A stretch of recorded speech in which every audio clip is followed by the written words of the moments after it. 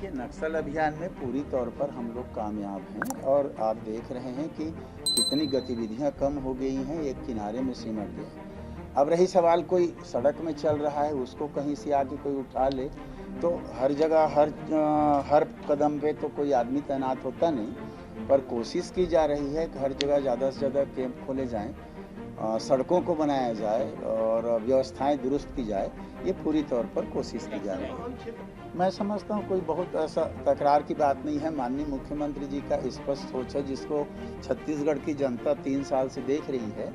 माननीय मुख्यमंत्री भूपेश बघेल जी जिस ढंग से योजना या कुलपति चयन या अन्य निगम आयोग बोर्ड जो भी जिस रेशियो में कांग्रेस के कार्यकर्ता, पदाधिकारी, बौद्धिक वर्ग, चिंतक वर्ग, अर्थशास्त्री, शिक्षाविद, जिसको जहाँ जहाँ जैसा उनके योग्य है वो बनाते जाते हैं और उसमें करते जाते हैं, तो मैं समझता हूँ इसमें इसको ज़्यादा माननीय मुख्यमंत्री जी सरकार चला रहे हैं, तो उनके हिसाब से सब चीज़ को और प्रदेश के हिसाब से बाकी सबको सहयोग करना चाहिए और निर्णय करना चाहिए।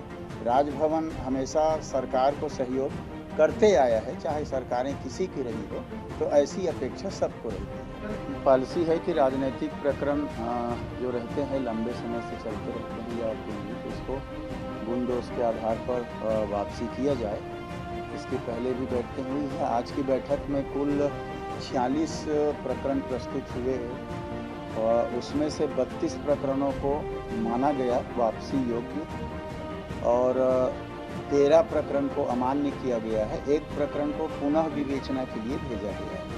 तो इस प्रकार से उनकी आज के जो प्रकरण थे उनकी जानकारी हम लोग शुरू से कहते आ रहे हैं। समाचार पत्रों में भी आप लोग भी चलाते हैं, आप लोगों के माध्यम से भी लोगों तक बातें पहुँचती हैं।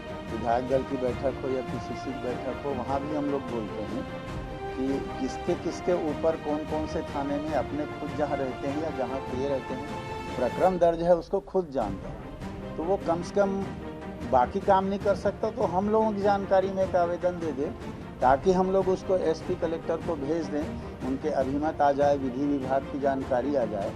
तो बहुत बार कहने के बाद भी नहीं आया, तो हम लोगों ने फिर कलेक्टर एसपी को एक नया जानकारी उनको दिया कि उन लोग किस चीज़ को राजनीतिक प्रकरण माने, किसको राजनीतिक प्रकरण ना माने, ये निर्णय नहीं कर पा के हो सकता था नहीं भेज पा रहे हों। तो हम लोगों ने ये तय किया राजनीतिक व्यक्तियों के प्रकरण को जिस थाने में जो चिन्हांकित है उसको भेजो, हम लोग निर्णय कर लेंगे कि ये राजनीतिक प्रकरण है कि राजनीतिक प्रकरण नहीं है। जैसे आज 13 प्रकरण को हम लोगों ने राजनीतिक नहीं माना, 32 को राजनीतिक माना, तो इस प्रकार से तो अभी बढ़ा है, पहली बार 46 आया, उसी कारण से लगातार कोशिश कर रहे हैं कि जल्दी से जल्दी आ जाए और आ करके तमाम इस प्रकार के प्रकरण है वो वापस हंगामा उनको करना चाहिए। हम लोग पूरी तरह तैयार हैं उनके जवाब देने के लिए, चाहे लॉ एंड ऑर्डर की स्थिति हो, क्राइम की बात हो, चाहे नक्सली मूवमेंट की बात हो, जो भी बात हो, हम पूरी तरह से तैयार रहेंगे जवाब देने के लिए, क्योंकि हमारा मानना है कि उनके 15 साल में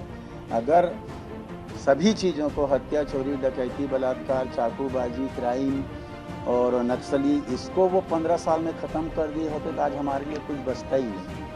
तो उनका ये कहना कि लॉ एंड ऑर्डर की स्थिति ठीक नहीं है, ये उचित नहीं है, पर जो उनकी तरफ से बात आएगा, प्रश्न आएगा जो भी, तो उसको पूरी तरह हम जवाब देंगे।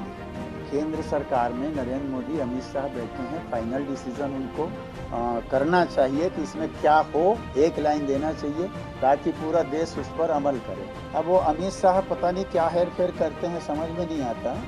वो जो कहते हैं कि ऐसा हम करेंगे तो वही आंकड़ा कैसे निकलता है, ये हमारे समझ के बाहर है। लेकिन हमारा मानना है जिस दिन से आदरणीय प्रियंका जी ने कमान संभाला है, उस दिन से कांग्रेस का ग्राफ ज़बरदस्त तरीके से बढ़ा है।